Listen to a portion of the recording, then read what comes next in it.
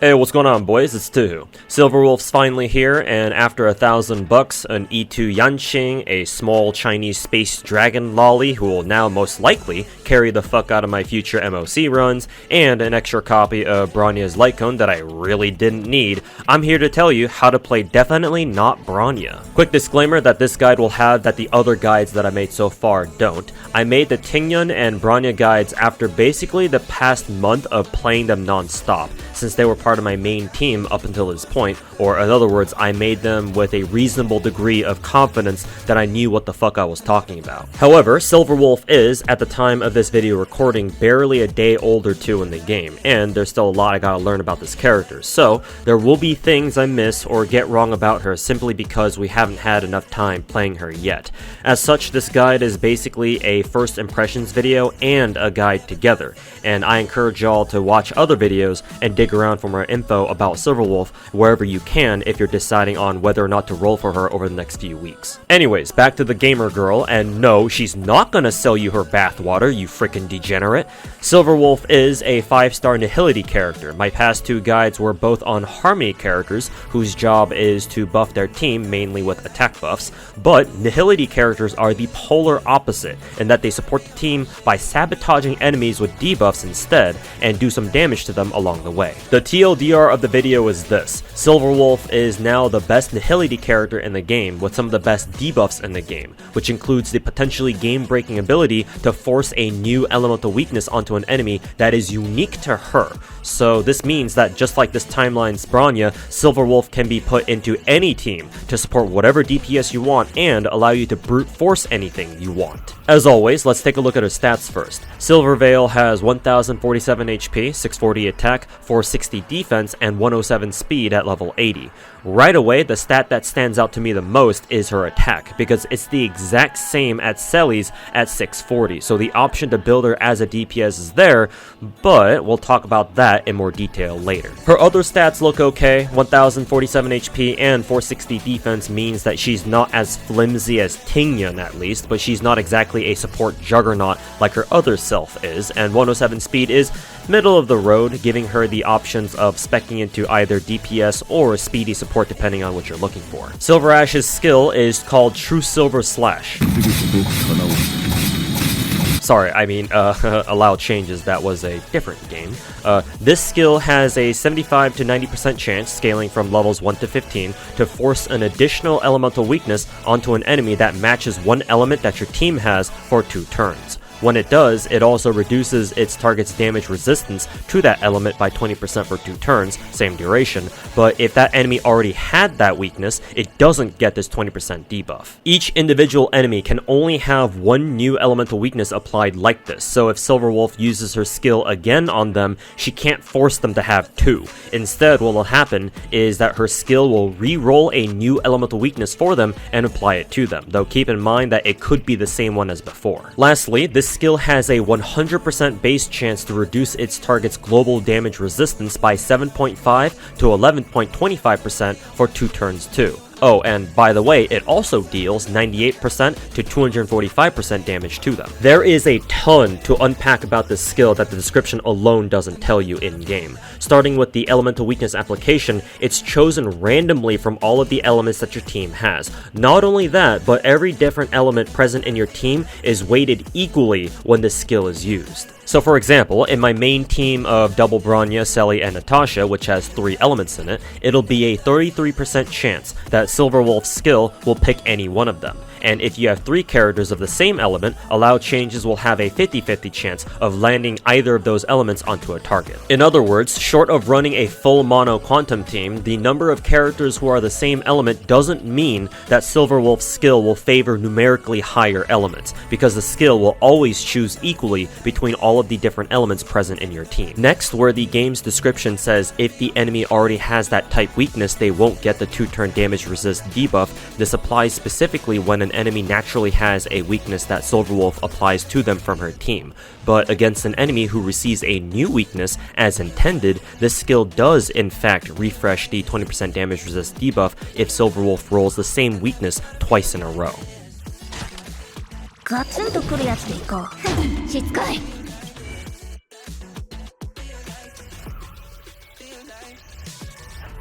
Curiously, the in-game description also doesn't specify how long the applied weakness lasts for, and it's 2 turns by default, same as the 20% damage resist debuff, or 3 when you unlock Silverwolf's second bonus ability called Inject. Remember that since it's a debuff, you can press Z on the keyboard to check how much longer the applied weakness will last for on an enemy during a fight. Also, the Rubik's Cube or whatever she summons above her target when she uses her skill will display the new element that it's about to slap him with for a split second before it gets dropped on their heads. So if you find yourself having trouble figuring out which element Silverwolf exactly put on an enemy, pay attention next time to the Rubik's Cube to see what it rolled. Last but not least, if her skill rolls Quantum Weakness, it'll actually apply the weakness first and then deal damage, which means it'll deal toughness damage to its target as well and potentially break them. And all that was just for her skill. Thankfully, the rest of her kit is a little simpler. Her ultimate is called User Ban, which may be what's going to happen to me once Genshin modders figure out how to mod Star Rail too. In fact, they're probably already doing that right now. It's a single target ult that first has an 85 to 107.5% chance to reduce its target's defense by 36 to 49.5% for 3 turns, and then deals 228 to 456% damage to them. As wild as her skill is, her ulti is her true bread and butter, or specifically the defense debuff on it. It is the single best debuff in the game.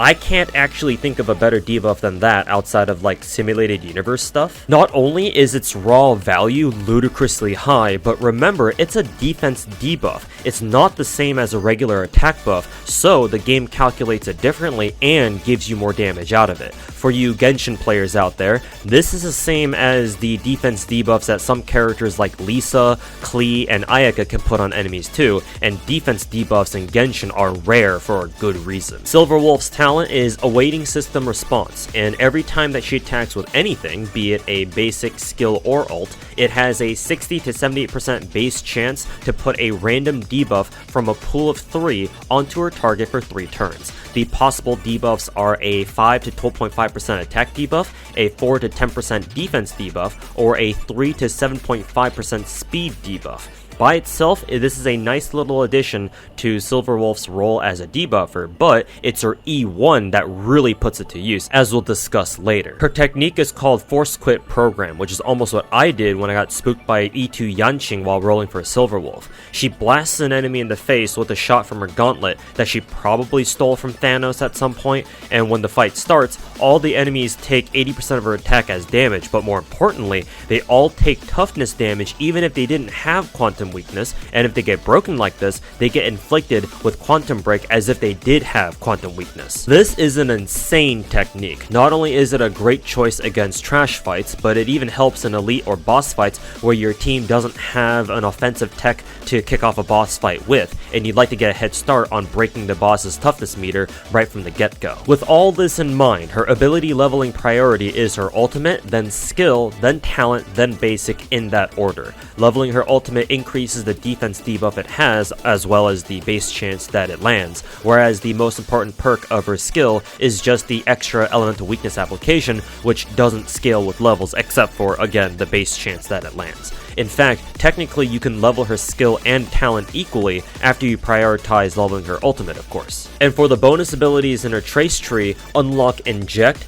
Generate, and then Side Note in that order. Inject is by far her best bonus ability because it extends both the extra element weakness duration and the 20% damage resist reduction to that element by 1 turn to make them both 3 turns. Generate is nice since it potentially means free debuffs whenever enemies get broken, and it doesn't have to be Silverwolf herself breaking them too.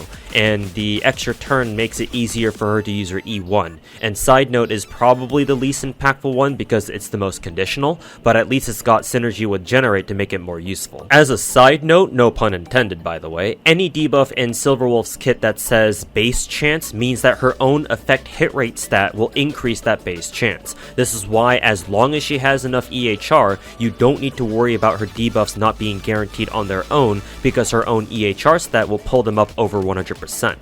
Of course, enemy effect resistance will mess with your debuffs from time to time, so keep that in mind, unless you give her so much EHR that all her debuffs go through anyway. Now, this is the part of the video where I talk about Silverwolf's game plan, just like I did for my last two guides, but for Silverwolf specifically, we'll do a little theory crafting first because she's such a new character. Silverado can be built either as a quantum DPS with a single target ult, or as a utility debuffer. However, after giving her a DPS oriented gear set and seeing her perform, I would personally advise against building her as a damage dealer for the most part. The main reason why is because critical hits are rolled per individual hit of any attack in this game. So for example, in an attack that hits 3 times, each one of those 3 hits can individually crit. So you can have no crits, 1 crit, 2 crits, or all 3 crits. This means that in Star Rail, the higher the hit count on an attack, the better, because it can roll more crits, and the more crits it can roll, the more stable and predictable its damage potential gets, and the lower crit rate you can get away with on your character. So, what are Silverwolf's hit counts, you might ask? Well, let's see here. 1-hit skill and a 1-hit ultimate.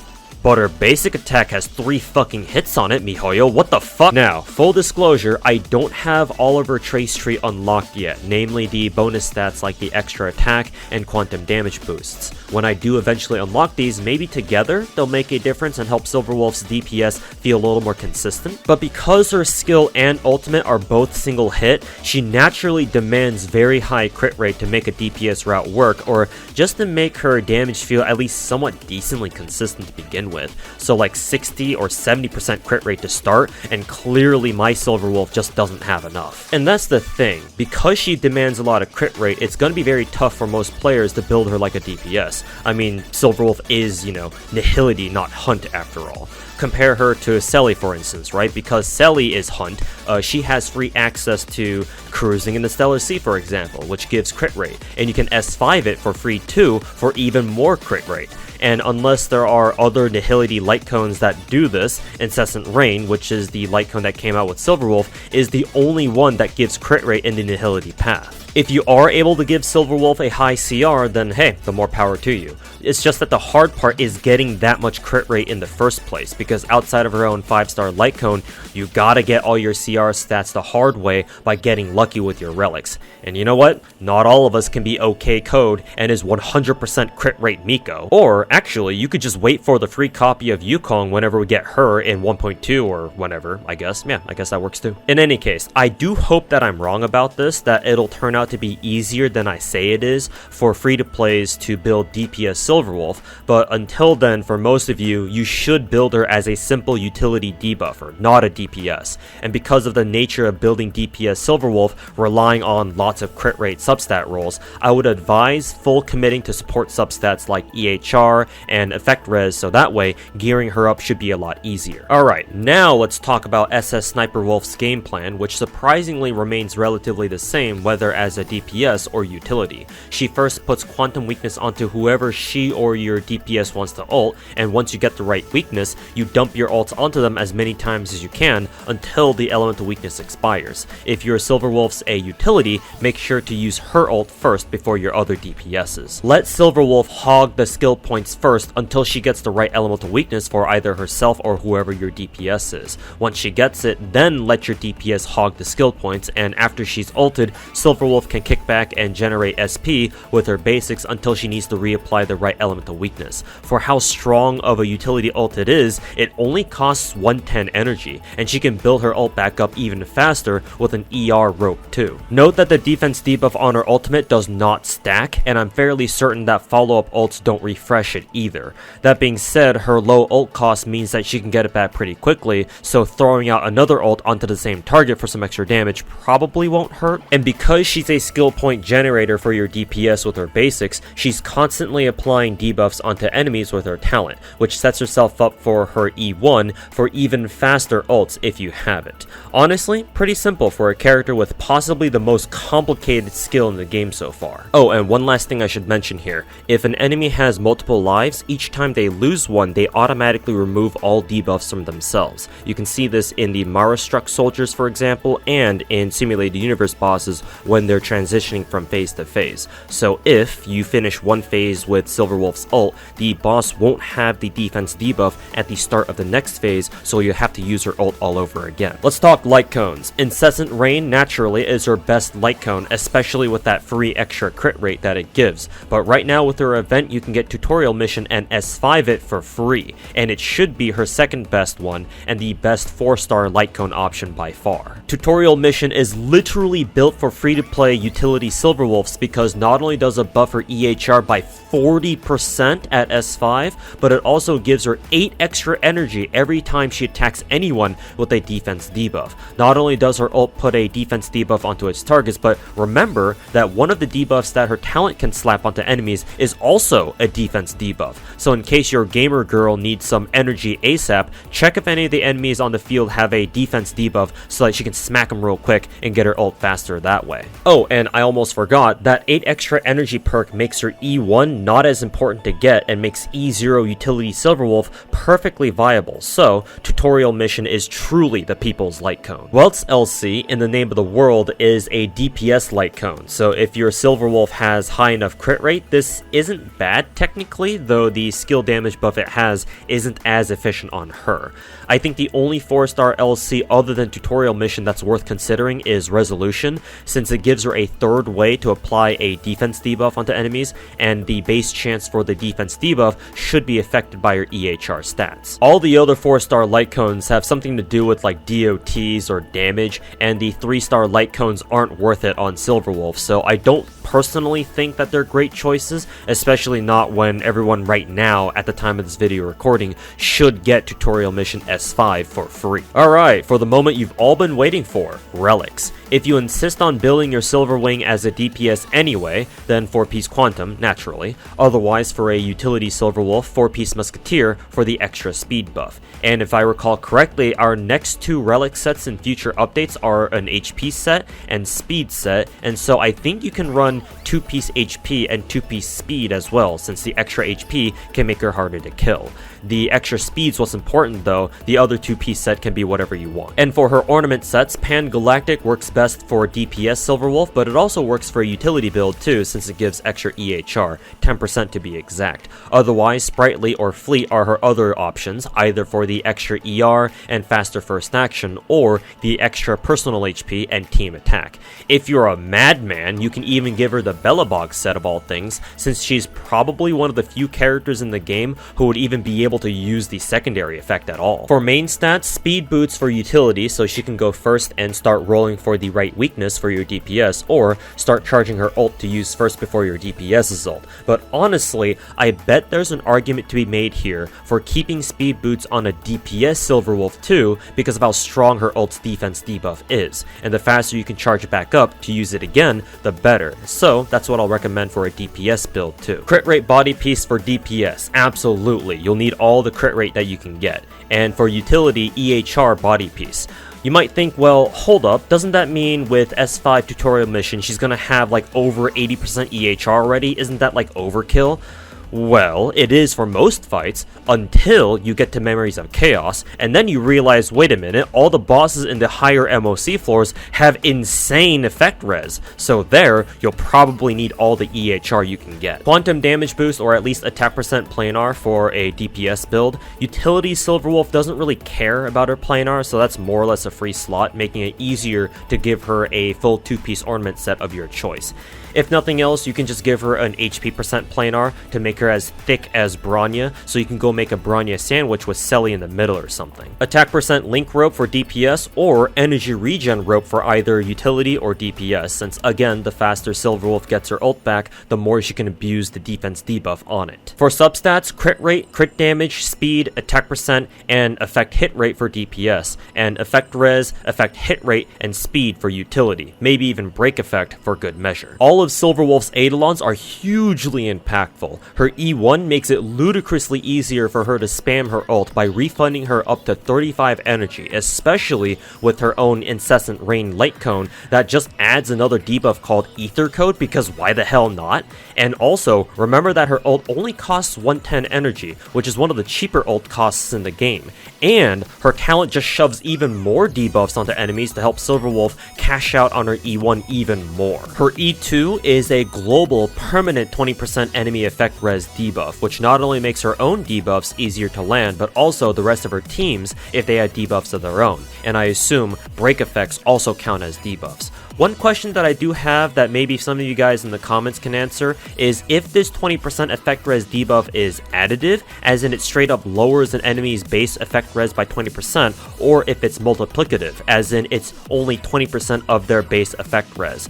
Either way though, it's still a useful perk that benefits the whole team too if they got debuffs of their own, like I said. And for the record, because someone in my stream wanted me to verify this, yes, the 20% effect resistance debuff is truly global. It applies to all enemies you fight in any phase of any battle, including enemies that bosses summon in the middle of a fight. This is a crazy E2, and unlocks her full potential as a debuffer. Her E4 and E6 are both DPS Eidolons, and they both confer additional damage bonuses depending on how many debuffs our target has, up to 5 debuffs. E4 gives her up to 100% extra quantum damage, and E6 gives her up to 100% extra damage bonus. So yeah, if you want to build your Silverwolf as a DPS, just get her to E6, it's just that easy. I mean, Lakari did it under $1,000, so yeah. Now please excuse me while I go burn another $1,000 of my own to get my own Silverwolf to E6. Be right back. But before I go set my credit card on fire, in summary, Silverwolf is now the best Nihility character in the game, with numerous debuffs, some of which are extremely potent,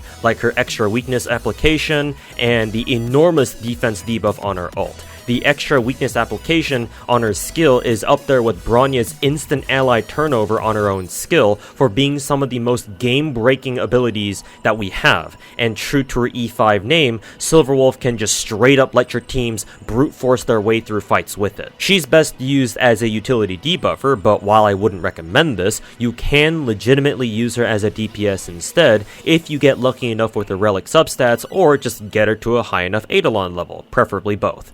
And that's how you play your friendly neighborhood galactic hackermans. Now, if you'll excuse me, I'm gonna go enjoy my Bronya and Selly sandwich for lunch today. If you found the video informative, useful, or just downright degenerate because of my concerning love for Bronya clones, yeah, please like the video and subscribe to the channel for future Star Rail videos. And like I said at the beginning, if there's anything I missed, feel free to share any extra Silverwolf info or tech in the comments. Make sure to check me out over at my Twitch channel, twitch.tv/ToaSniper98. I stream every day starting at anywhere between noon to 4 p.m. Pacific, and I usually go for at least 4 to 6 hours, so stop by if you have any further questions about Bronya or Star Rail or gachas in general, since in case you haven't noticed by now from some of the gameplay footage in the video, I'm a bit of a gacha master myself. Next video will be a guide on Selly, who's been my main DPS ever since I started playing Star Rail, and she's homies with Bronya, if you know what I mean. Thanks for watching, and we'll see you guys over at Twitch. Peace.